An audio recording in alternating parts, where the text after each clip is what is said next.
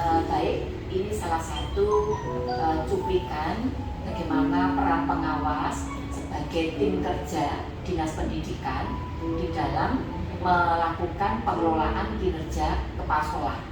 Seperti yang sudah kita ketahui bahwa pengelolaan kinerja kepala sekolah yang ada di PMN itu akan dirilis tanggal 24 April 2024. Nah, hari ini saya bersama Pak Lili, Kepala SMA 7 Malang, itu saya pribadi sebagai pengawas sekolah di sini itu melakukan tanda petik pra observasi kinerja kepala sekolah.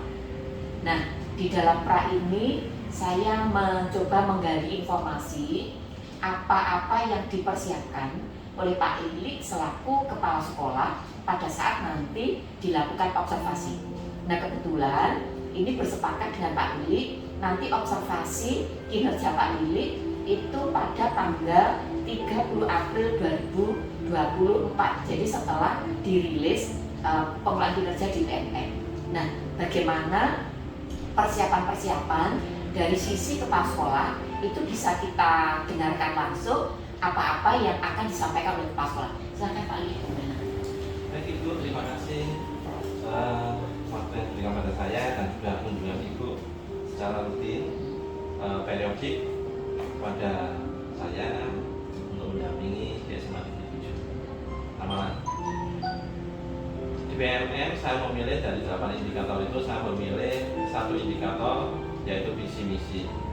Alasan saya mengapa kalau saya pilih visi misi karena saya ingin meluruskan dan juga semua warga sekolah mengetahui visi misi dari SMA 7, sehingga kalau ini sudah jejak, sudah kuat, maka saya akan melangkah kepada indikator-indikator yang lain. Nah, oleh sebab itu tentunya visi misi sekolah SMA 7 ada penyempurnaan yang ada sesuai dengan perkembangan dan juga kondisi sekolah dan juga tentang kurikulum yang berubah, tentang kurikulum merdeka. Maka saya menyampaikan kepada warga sekolah, terutama melalui stakeholder yang ada, manajemen saya saja berkomunikasi, kemudian kita lanjutkan dengan Bapak Ibu Guru, dan kami juga mengundang komite untuk berdiskusi. Nah, nanti di tahun ajaran baru sesuai dengan DKOSP yang baru di tahun ajaran 2024-2025 itu misi yang baru ya, pencantuman tentang profil pelajar Pancasila itu akan kita sempurnakan di misi tersebut. Nah, oleh sebab itu langkah-langkah yang saya lakukan terlebih dahulu tentunya kami melakukan koordinasi dengan Bapak Ibu. Visi-misi yang sudah ada, misi ini sudah bagus di SMA 7, mari kita sempurnakan di misi.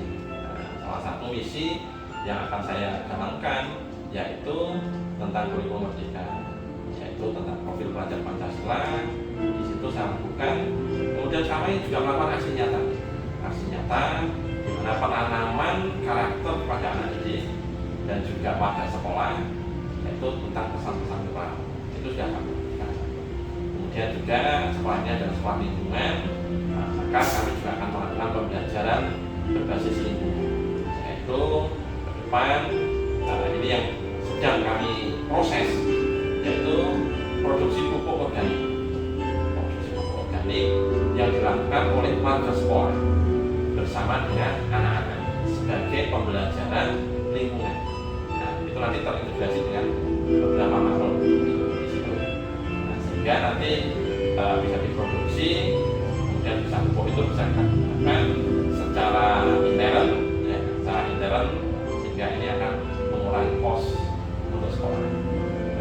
Kemudian kami juga melakukan untuk pembelajaran lingkungan, terutama biologi, yaitu dengan pembibitan ikan, sehingga nanti pembibitan ikan ini bisa berlanjut, bisa berproses, sehingga nanti bisa dinikmati oleh semua warga, termasuk siswa. Itu yang saya lakukan, Bu. Kemudian untuk visi misi yang akan saya lakukan nanti rencananya akan saya bedah dengan Bapak Ibu siswa melalui OSIS, mungkin juga ada dari komite. Tentunya Ibu bisa mendampingi saya dalam kegiatan tanggal 30 nanti.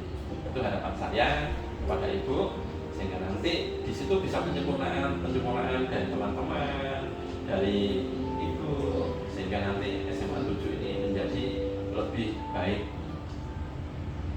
Ya. Ya. Terima kasih. Ya, jadi ini tadi semacam observasi ya, observasi awal terkait dengan rencana hasil kerja yang dipilih oleh Pak Lili selaku Kepala SMA 7 Malang, yaitu nanti presentasi visi misi satuan pendidikan. Nah, dari apa yang disampaikan Pak Lili tadi, beberapa hal yang ternyata sudah disiapkan oleh Pak Lili. Permisi pinjam.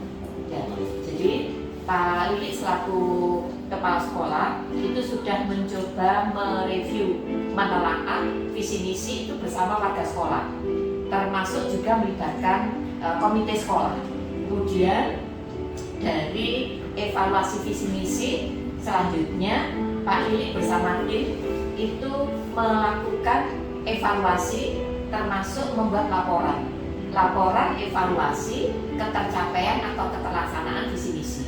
Nah, setelah itu disusun bersama warga sekolah. Nah, nanti di dalam observasi kinerja kepala sekolah, yaitu dalam hal ini tim kerjanya pengawas sekolah, itu akan melihat Pak Lili di tanggal 30 itu melakukan presentasi visi misi yang diantaranya formnya, lembar observasinya itu sudah saya siapkan, yang nanti ketika sudah saya lakukan observasi pada saat presentasi, nanti akan saya masukkan ke sistem yang ada di PMM.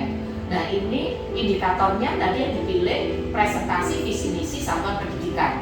Lalu keberhasilan indikatornya itu adalah tingkat upaya mengomunikasikan visi misi dan prioritas satuan pendidikan yang berpusat pada peningkatan kualitas pembelajaran. Dan nanti di situ ada 3 sub-indikator. Yang pertama, kepala sekolah mempresentasikan visi misi sekolah yang konkret, terstruktur, dan mudah dipahami. Jadi ini nanti akan saya lihat pada saat kepala sekolah itu presentasi. Jadi saya nanti akan hadir secara tatap muka ketika kepala sekolah itu mempresentasikan ke warga sekolah. Nah, dari situ nanti yang akan diamati adalah 1, menggunakan bahasa yang mudah dimengerti, termasuk dalam menjelaskan istilah kompleks yang ada di dalam visi misi sekolah. Dan yang kedua, itu menyusun materi presentasi secara logis dan struktur dengan alur yang mudah diikuti. Lalu yang ketiga, itu memberikan contoh atau situasi nyata yang relevan dengan keseharian untuk menjelaskan visi misi. Ini akan dilihat pada saat observasi. Itu adalah sub-indikator yang pertama. Lalu indikator yang sub-indikator kedua, itu kepala sekolah melibatkan audien.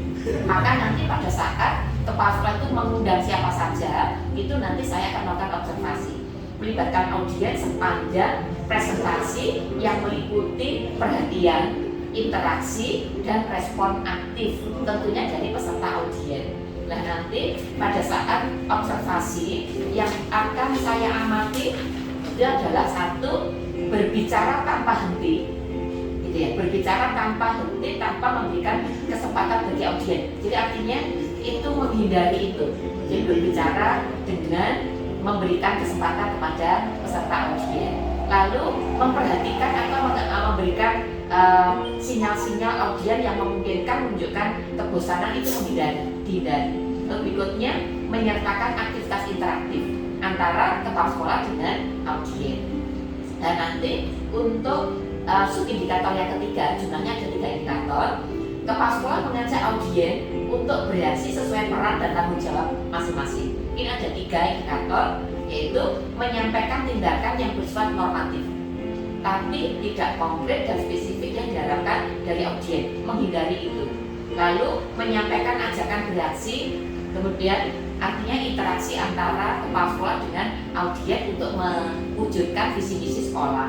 Lalu mengomunikasikan ajakan untuk mencapai visi misi sekolah. Jadi 3 itu yang hari ini saya komunikasikan dengan Pak Sekolah, termasuk perilaku yang dihindari dan perilaku yang dianjurkan. Sehingga nanti Kepala Sekolah pada saat observasi itu pegangannya sudah mengacu kepada indikator yang dianjurkan. Dan setelah nanti saya melakukan observasi, nanti akan saya berikan rekomendasi, catatan begitu ya, catatan-catatan terkait dengan presentasi visi misi, dan nanti akan diberikan rekomendasi. Rekomendasi inilah nanti yang berikutnya akan ditindaklanjuti dalam bentuk pengembangan kompetensi, sehingga nanti pada bulan Juni pada saat penilaian kinerja berupa predikat sangat sesuai ekspektasi, di atas ekspektasi, dan di bawah ekspektasi, itu bisa diberikan berdasarkan bukti dukung yang akurat, dan itu menjadi bagian dari tugas tim kerja yang di-SK-kan oleh Kepala Dinas, dalam hal ini Kepala Dinas Provinsi Jawa Timur.